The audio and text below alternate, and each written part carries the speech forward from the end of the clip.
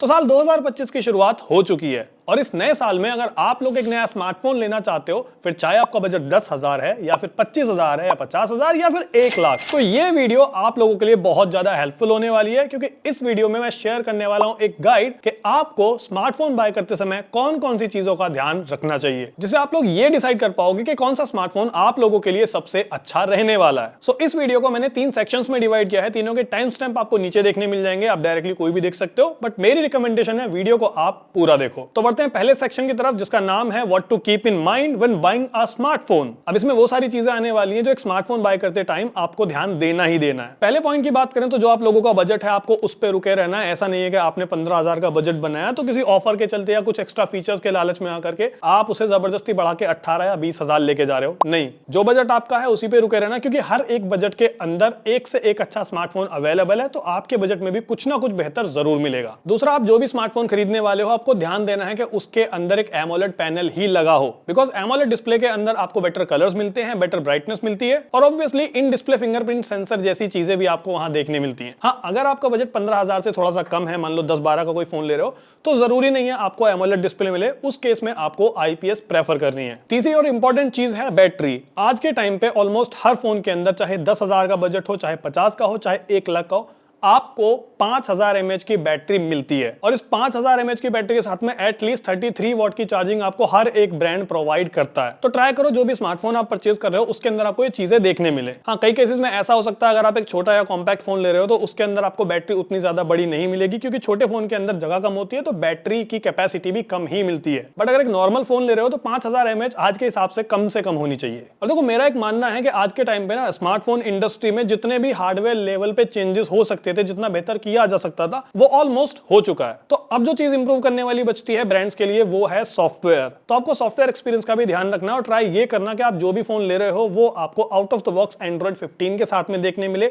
उसका यूआई काफी बढ़िया हो और साथ में एटलीस्ट 2 साल के सॉफ्टवेयर अपडेट हो, ताकि आज अगर आप उस फोन को परचेज कर रहे हो तो आप कम से कम एंड्रॉइड 16, एंड्रॉइड 17 तक उस फोन को यूज कर पाओ। और रेगुलर अपडेट्स का ये भी फायदा मिलेगा कि प्राइवेसी के नजरिए से भी वो फोन बढ़िया काम करेगा। एक चीज आपको याद दिलानी है, अगर ये वीडियो आपको इंटरेस्टिंग लग रहा है तो इस चैनल को सब्सक्राइब कर लेना, ताकि ऐसे और वीडियोस आपको मिलते रहें। अब देखो, अगर आपको एक फ्लैगशिप फोन लेना है, मतलब हाई एंड डिवाइस को लेना है, तो जरूरी नहीं है आप मार्केट में जितने नए फोन लॉन्च हो रहे हैं उनमें से ही चूज करो। आप 1-2 जनरेशन पुराना कोई डिवाइस भी चूज कर सकते हो, बिकॉज फ्लैगशिप फोन इतने दमदार होते हैं कि आने वाले 4-5-6 साल तक आराम से काम कर सकते हैं। एग्जांपल के लिए S23 अल्ट्रा आप उठा के देख सकते हो, 2 साल पुराना डिवाइस है, लेकिन सॉफ्टवेयर वाइज, डिजाइन वाइज या फिर इसके फीचर जो आपको मिलते हैं, हर एक चीज को देखते हुए आज भी ये स्मार्टफोन पुराना नहीं लगता। और अगर देखा जाए तो स्मार्टफोन जब लॉन्च हुआ था 1.5 लाख का आता था, आज आपको 76,000 में आराम से मिलता है। और अगर आप इसे कंपेयर करोगे किसी भी नए फ्लैगशिप फोन के साथ में, तो आपको बस 19-20 का ही फर्क देखने मिलेगा। और चाहे फिर आपको कितना भी हैवी काम करना हो, गेमिंग करनी हो या कोई भी चीज करनी हो, सब कुछ इस डिवाइस पे पॉसिबल है। तो मेरे ख्याल से ज्यादा सेंस बनाती है ये चीज। और बाकी अगर आपके पास में भाई बहुत ज्यादा पैसा आपको लेना ही है, तो वो एक थोड़ी सी अलग चीज हो जाती है। अच्छा, दूसरे सेक्शन की तरफ बढ़े तो यहाँ पे मैं उन चीजों की बात करने वाला हूँ जो आपको बिल्कुल ही अवॉइड करनी है, उनके पास देखना ही नहीं है। अच्छा, स्मार्टफोन इंडस्ट्री में ना मैंने पिछले कुछ सालों में एक चीज ऑब्जर्व की है, वो है कि हर साल किसी ना किसी एक चीज को लेके हाइप जरूर बनाई जाती है। जैसे पहले आपको याद होगा 200 मेगापिक्सल के कैमरे की होड़ मची थी हर एक कंपनी में। अभी लास्ट ईयर की बात करते तो IP69 करके कुछ चीज चली थी। और ये तो मैंने बस आपको 2 चीजें बताई हैं, ऐसी ही बहुत सारी चीजें मार्केट में आती रहती हैं, तो आपको इनका शिकार नहीं बनना है। जो आपका बजट है उसी पे रुकते हुए आपको एक अच्छा फोन ढूंढना है, क्योंकि हाइप के चक्कर में कई बार आप ज्यादा पैसे दे देते हो, लेकिन वो चीज उतनी वर्थ होती नहीं है। दूसरी चीज, जब भी मार्केट में कोई नया स्मार्टफोन लॉन्च होता है तो कई बार कूल बनने के चक्कर में, कई बार दोस्तों को दिखाने के चक्कर में हम वो स्मार्टफोन बाय कर लेते हैं इंस्टेंटली। ये चीज बिल्कुल नहीं करनी है, क्योंकि कई बार कंपनियां फोन लॉन्च कर देती हैं बट वो उतने ज्यादा पॉलिश नहीं होते, चाहे आप हार्डवेयर की बात करें या सॉफ्टवेयर की बात करें। एग्जांपल दूं तो आईफोन 15 सीरीज जब लॉन्च हुई थी तो उनकी जो बॉडी थी उसका पेंट निकलता था, तो सेकंड बैच में उस प्रॉब्लम को फिक्स किया गया, लेकिन जिन्होंने फर्स्ट बैच में फोन खरीदे थे उनके साथ में तो झोल हो गया ना। दूसरा एग्जांपल, नथिंग फोन 2A जब लॉन्च हुआ था तो उसका सॉफ्टवेयर उतना ज्यादा दमदार नहीं था, उसके अंदर काफी बग्स थे, कैमरा वगैरह उतने अच्छे से काम नहीं करता था, लेकिन 2-3 महीने के बाद में उसमें अपडेट्स आए और वो फोन काफी ज्यादा बढ़िया कर दिया। तो हाँ, ये चीज भी पॉसिबल है कि आप इंस्टेंटली कोई फोन खरीदो और वो फोन जितना ज्यादा मजेदार आपको लग रहा है उतना ज्यादा मजेदार एक्चुअल में ना हो। तो बेहतर आप 2-4 महीने वेट करो, यूट्यूब पे रिव्यूज वगैरह देखो, उसके बाद में बाइंग डिसीजन लो। और आपको ये भी नहीं करना चाहिए कि 2-4 महीने में आप फोन चेंज कर रहे हो, 6 महीने में फोन चेंज कर रहे हो, 1 साल में चेंज कर रहे हो। ये चीज भी बड़ी गलत आदत बात है। नहीं मतलब जिन लोगों के पास में बिल्कुल अंधा पैसा उनका तो कुछ किया नहीं जा सकता, लेकिन अगर आप एक एवरेज कस्टमर हो तो भाई एक स्मार्टफोन इतना कैपेबल तो होता ही है कि आराम से 2 से 3 साल चल जाए। और रही बात ब्रांड्स की, तो उनका काम है नए नए फोन लॉन्च करना। यूट्यूबर्स की रही तो उनका काम है नए नए फोन के ऊपर वीडियो बनाना। बट आपको अपनी जरूरत देख करके चलना चाहिए। एक और मेरा पर्सनल सजेशन है कि आप सेकंड हैंड स्मार्टफोन से हो सके तो थोड़ा सा बच के रहिए, या अगर आपको लेना है तो किसी ऐसे इंसान से ले सकते हैं जो आपका बिल्कुल क्लोज है, जिस पे आप भरोसा कर सकते हैं, या फिर जो बहुत सारी वेबसाइट्स हैं जो कि ट्रस्टेड हैं ऑनलाइन, आप थोड़ी रिसर्च करोगे आपको मिल जाएगी, वहां से आप परचेज कर सकते हो। अदरवाइज किसी अननोन इंसान से लेने की गलती बिल्कुल मत करना। हो सकता है उस स्मार्टफोन का पहले किसी गलत काम में यूज किया गया हो, जिसके चलते आपको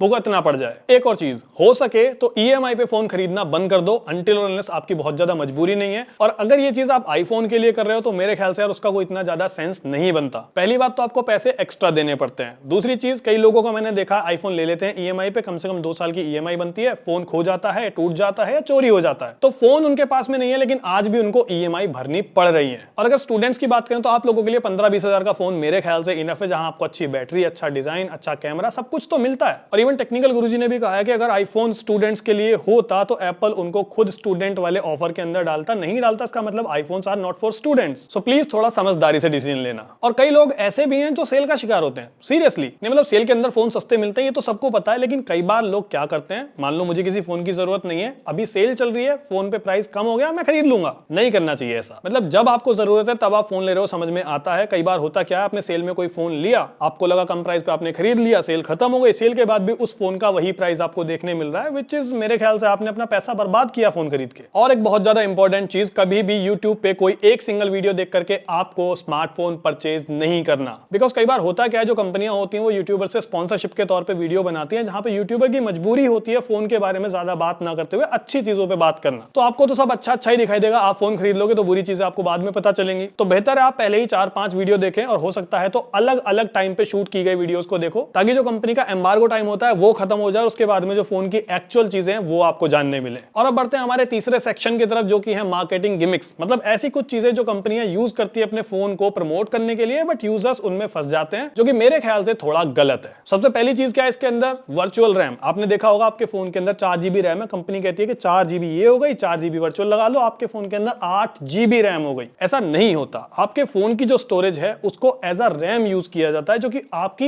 एक्चुअल रैम से बहुत ज्यादा स्लो होती है। तो जब वो एक्स्ट्रा रैम उतनी स्पीड मैच कर ही नहीं पाएगी तो वो काम कैसे करेगी। और जिन फोन्स के अंदर वो काम कर सकती है, जहां पे UFS 4.0 4.1 होती है, वहां पे यूजुअली आपको 12 GB 16 GB रैम देखने मिलती है, वहां पे रैम बढ़ाने की जरूरत ही नहीं है। तो मेरे ख्याल से पूरा का पूरा कॉन्सेप्ट ही फ्लॉप है। दूसरी चीज, इंट्रोडक्टरी प्राइसिंग। जब कोई भी ब्रांड अपने फोन को लॉन्च करता है, फॉर एग्जांपल फोन का प्राइस उन्होंने रखा 23,000 रुपए, लेकिन आफ्टर डिस्काउंट, तो आपको ये नहीं समझना कि फोन का प्राइस 23,000 रुपए, ना, फोन की एक्चुअल कीमत 25,000 है, उस पर 2,000 का बैंक डिस्काउंट या फिर कैशबैक आपको मिल रहा है। तो मार्केट में हल्ले हो जाते हैं कि 23,000 में फोन आया, 23,000 में फोन आया, 23 में थोड़ी ना आया, फोन तो 25 में आया है। तो ये चीज आपको पता होनी चाहिए। इसके बाद जो अगली चीज आती है वो है नंबर ऑफ 5G बैंड्स। कुछ फोन के अंदर 8 होते हैं, कुछ में 10 होते हैं, कुछ में 12, कुछ में 14 और इसके भी ऊपर। तो बहुत सारे लोगों को लगता होगा ज्यादा 5G बैंड होने से 5G एकदम तेज चलेगा, बढ़िया चलेगा। ऐसा कुछ नहीं है। ये चीज बेसिकली होती है कि किस कंट्री के अंदर कौन से बैंड्स पे 5G को स्प्रेड आउट किया गया है। नहीं मतलब ज्यादा बैंड्स का फायदा आपको ऐसे मिल सकता है कि इंडिया में भी आपका फोन 5G चलाने का कैपेबल है और उसके अंदर एक्स्ट्रा बैंड है, तो हो सकता है यूएस में किसी दूसरे बैंड पे 5G चलता है तो यूएस में भी चलेगा। और सेम चीज अगर सिंगापुर में किसी और बैंड पे चलती है तो हो सकता है आपका वही फोन सिंगापुर में भी 5G चला ले। बट अगर आपको सिर्फ इंडिया में रहना है और यहाँ पे 4 बैंड्स के ऊपर 5G चलता है, तो अगर आपके फोन के अंदर 4 बैंड्स भी हैं तो भी आपको कोई दिक्कत नहीं आने वाली। आई होप आप समझ गए होंगे। और अगला जो है पीक ब्राइटनेस। कंपनियां बताती हैं हमारे फोन के अंदर 1700 की पीक ब्राइटनेस है, 2000 की है, 3,500 की है, 4,500 की है, अब तो 6,000 तक पहुंच गई है। क्या होती है पीक ब्राइटनेस? जब आप अपने फोन पे HDR वीडियोस प्ले करोगे तो उस टाइम आपके फोन की जो मैक्सिमम ब्राइटनेस है